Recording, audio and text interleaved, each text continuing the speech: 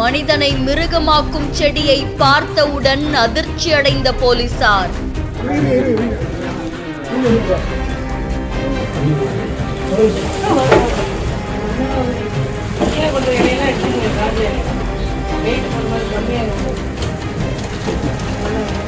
சாதா செடி வளர்த்து வருவது போலே தண்ணீர் ஊற்றி 10 அடிக்கு வளர்க்கப்பட்ட மர்ம இலை.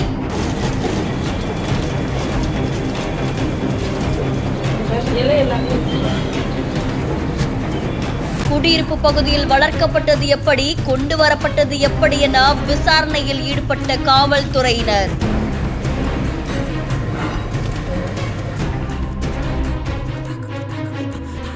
சிவகங்கை மாவட்டம் சிங்கம்புணரி MVS நகர்ல, மதுரை மாவட்டம் நாகமலை புதுக்கோட்டையை சேர்ந்த முருகன் அப்படின்றவரு வசிச்சுட்டு வந்திருக்காங்க.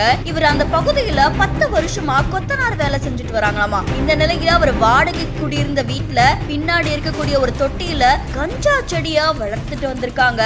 இத பத்தி சிங்கம்புணரி போலீசாருக்கு ரகசிய தகவல் ஒண்ணு கிடைச்சிருக்கு. அதை தொடர்ந்து இன்ஸ்பெக்டர் கவிதா தலைமையிலான போலீசார் முருகன் வீட்டுல வளர்த்துட்டு வந்த அந்த 10 அடி உயரம் இருக்கிற கஞ்சா செடியை கைப்பற்றி முருகனை கைது செஞ்சு வழக்கு பதிவு செஞ்சு விசாரணையும் மேற்கொண்டு வராங்க. மக்கள் நடமாட்டம் அதிகம் இருக்கக்கூடிய பகுதியில கஞ்சா செடி எப்படி வளர்க்கப்பட்டது அப்படின்னு அந்த பகுதி மக்கள் ரொம்பவே அதிர்ச்சியில ஆழ்ந்திருக்காங்க.